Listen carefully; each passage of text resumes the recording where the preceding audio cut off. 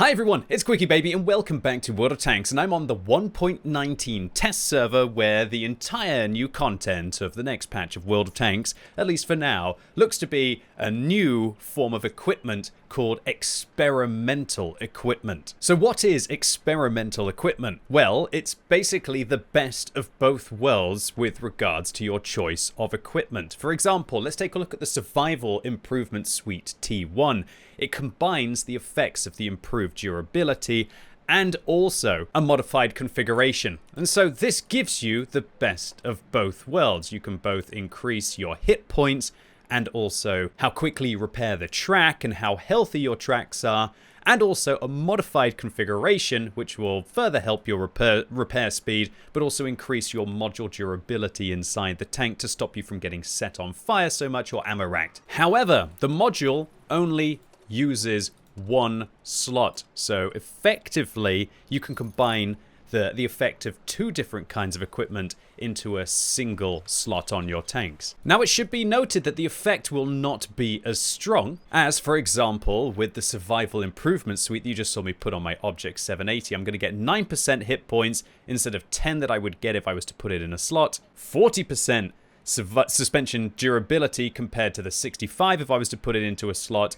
10% improved suspension repair speed compared to the 20 that I would get if I was to put it in a slot, 60% improved internal module durability compared to 100 from the modified configuration, and minus 30% to the penalty of if your engine is damaged or your ammo rack is damaged compared to minus 50 for the modified configuration if it wasn't in a slot. Still, this means that you're getting 60 to 80% of the effectiveness of two pieces of equipment combined into one, which kind of means that it's 20 to 40% better with regards to an overall statistic upgrade in the form of the Survival Improvement Suite. However, what gets really crazy about this new form of experimental equipment is it has 3 different levels that you can upgrade it, which actually eventually puts it on parity with Bond equipment.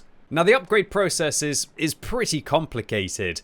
To be able to upgrade a piece of experimental equipment, you require a currency called components. Now to be able to get components, you have to disassemble other pieces of experimental equipment. So I'd have to click Get Components, go to my fire control system, and then I'd have to break a bunch of them down, which of course you're going to have to be able to grind to be able to get them. And then you can upgrade one of your modules, and then you can upgrade that piece of equipment that you have to level 2, which improves its statistics, and then you could improve it once again to level 3, which will cost you 2,000 components. But once you've done this, this is an incredibly powerful piece of equipment. If we go back and compare it to the durability inside a survivability slot and the modified configuration now, if it was not in the survivability slot, now you've got 11.5% hit points compared to 10. You've got 100% internal module durability, which is the same as the modified configuration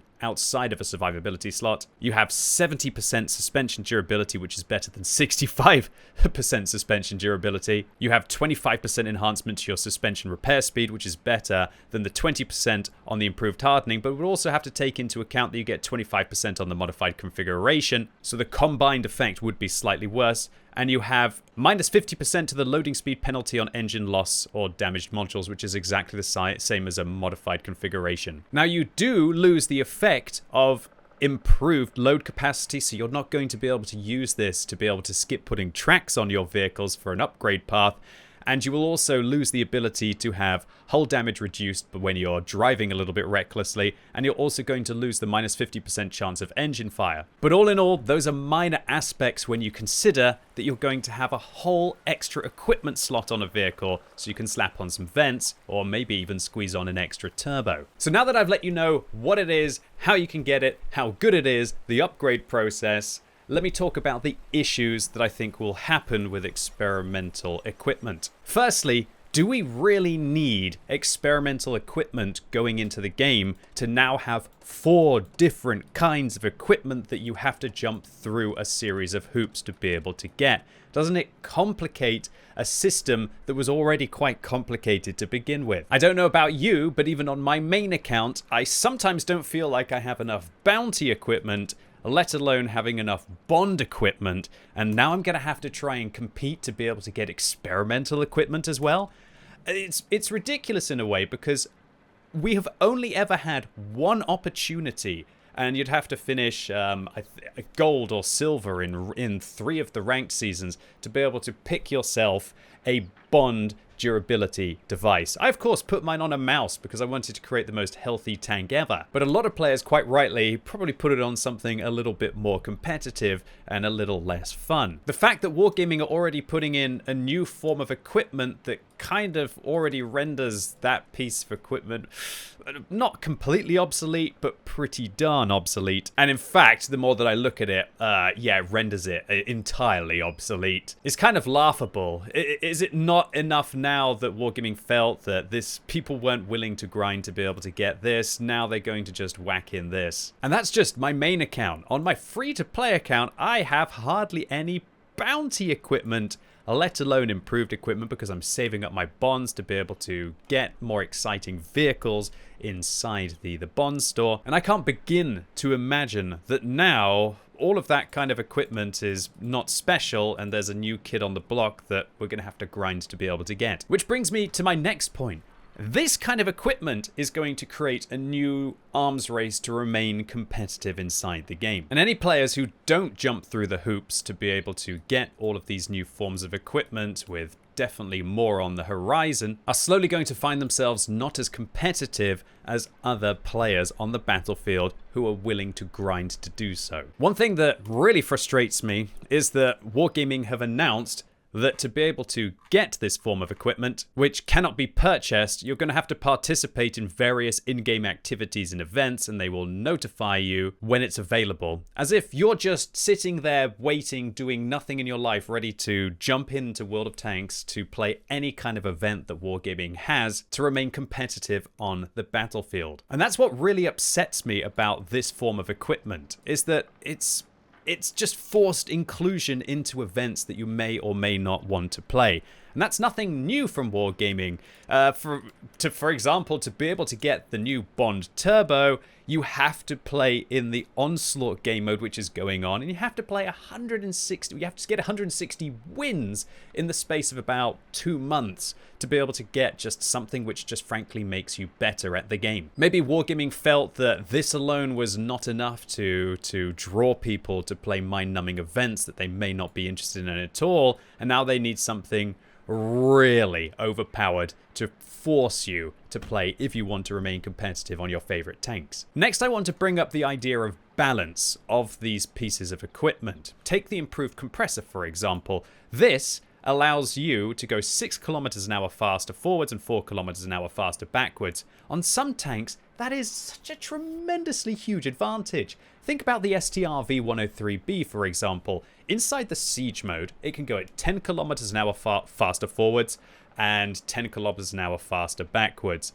However, if you put a turbo on it, it can go 14 kilometers an hour faster forwards. If you're lucky enough to have a bounty turbo, it can go 15 kilometers an hour faster forwards. And if you're lucky enough to have a bond turbo, it can go 16 kilometers an hour faster forwards. Now, just think about that. A regular player who only has regular equipment can go 14. A player who has bounty can go 15, but a player who sweated their way through Onslaught can go 16 inside the siege mode. These are huge steps up. We're talking about regular players being 40% faster, bounty players who are usually purchasing the improved battle pass, usually paying customers, go 50% faster, and then players who sweat inside Onslaught can go 60% faster. These are tremendous advantages for players who just frankly don't need them. I don't know about you, But I think that the better players don't want to be better because they have the best gear. They want to be better because they actually blooming well play the game better. Not because they have a better turbo that allows them to literally go faster or be more accurate or have better aim time or to see further or have better camo. And I see equipment like this as just taking that play. It's just ruining the playing field even more with regards to a balanced perspective. Let's also talk about the fact that a piece of equipment like this, the Survival Improvement Suite, is just completely focused towards a Soviet tank like the Object 780 or maybe even towards the Object 279E.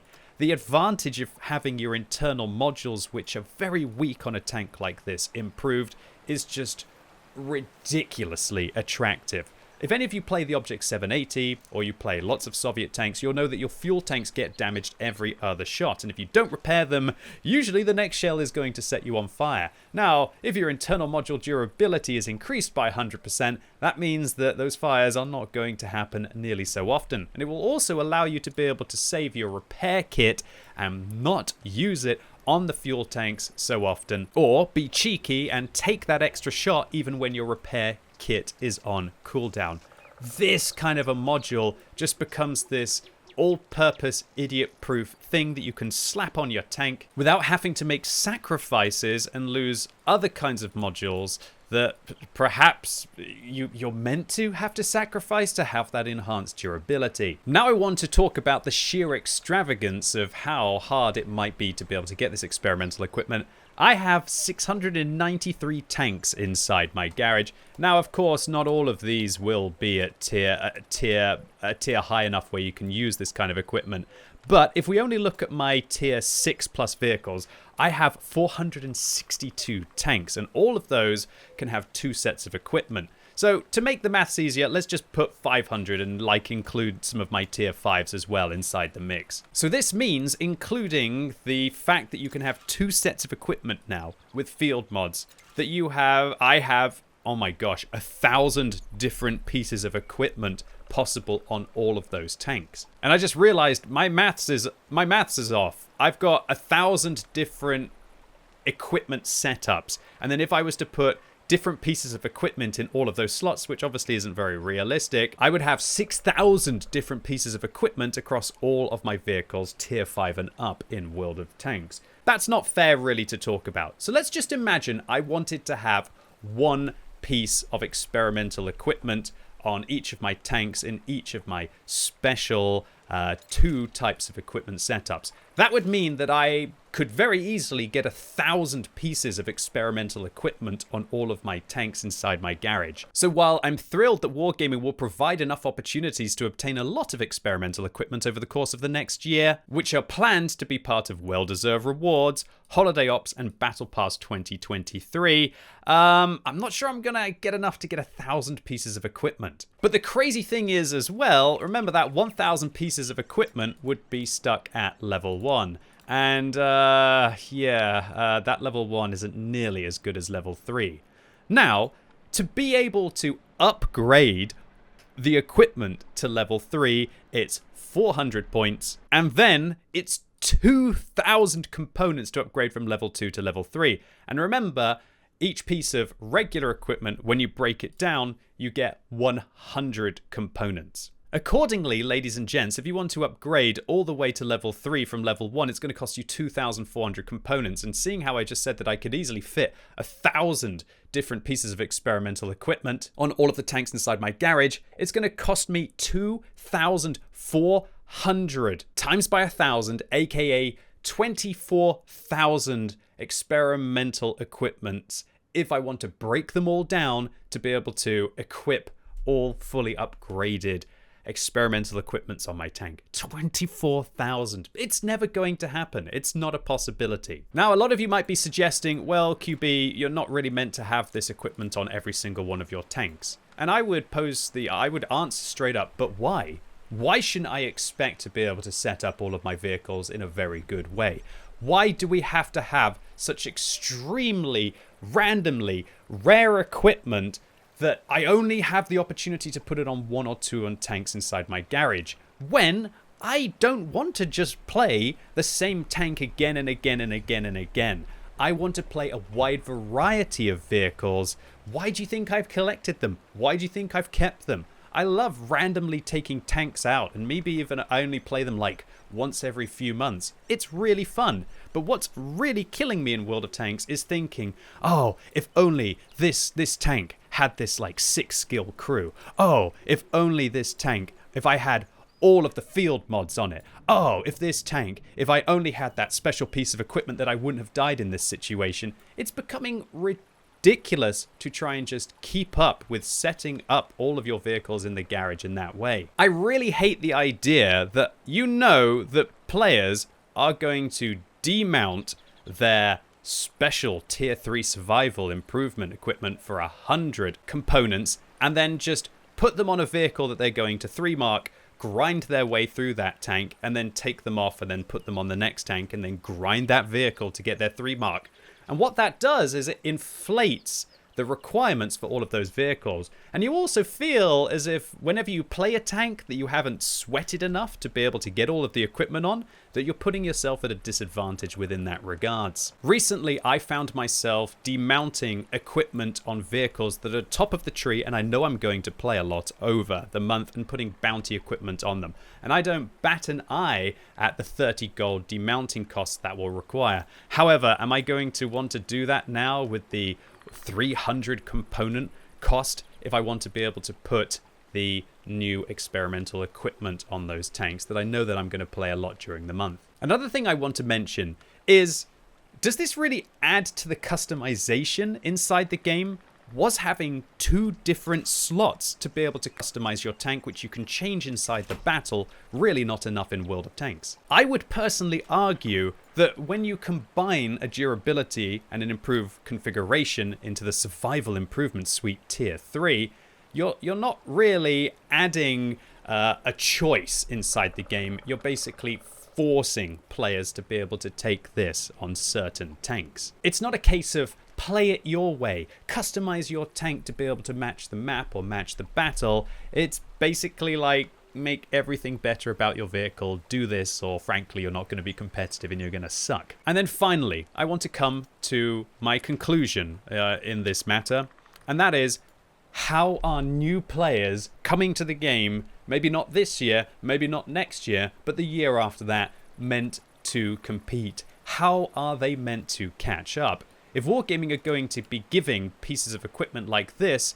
as your well-deserved reward, of which only the old school players get the tokens to be able to purchase these things, why are we arming the best players and the most experienced players with all of the best equipment to allow them to just drive around on the battlefield, not get ammo racked with lots of hit points, make them untrackable, make them able to repair their tracks super quickly, and then poor Jimmy, who wants to start playing World of Tanks in 2024, finds that they have an arms race that they're never going to be able to catch up on? I think this is a ridiculous, stupid system. I think it's completely unnecessary in the game. It breaks an already broken system further, and I'm also appalled that clearly Wargaming are just going to shove this in the game anyway. This isn't a test server. This should have gone onto a sandbox. The community should have been able to have their say in this matter, but clearly, with Wargaming saying that they've already got plans to put this in Holiday Ops, they've got plans to put it in the 2023 Battle Pass, and the well-deserved rewards, which, yeah, it's November, it's going to be happening at the end of the month. Yo, this is just getting shoved through. This isn't an opportunity for us to have our say. This is something that we're just going to have to take, and it's going to happen. It's as simple as that. And so unfortunately, the 1.19 update doesn't make the game friendly for players who are not already very sweaty inside it. And it definitely isn't going to be friendly going forwards for all the new players who want to start playing World of Tanks who haven't been competing in the arms race for the last 10 years. Anyway, ladies and gents, boys and girls, that was my opinion on experimental equipment. If you enjoyed this video, give it a thumbs up. If you hated it, give it a thumbs down. And let me know in the comments what you think about the 1.19 update and all of this experimental equipment. Do you think it looks absolutely outrageous? Do you think it's not really a very big deal and it's not going to make a big difference in the game? How do you feel about being forced to play events that you might not be interested in, to be able to grind and grind and grind your components, to be able to break them down? And how do you feel about the idea that there are soon going to be super tanks on the battlefield that have ridiculous hit points? You can't really ammo rack them. You can't track them. And also, when they do get ammo racked or they have lost their engine, that it doesn't really matter anyway. And as always, thank you so much for watching. You've been epic, and hopefully I'll see you soon.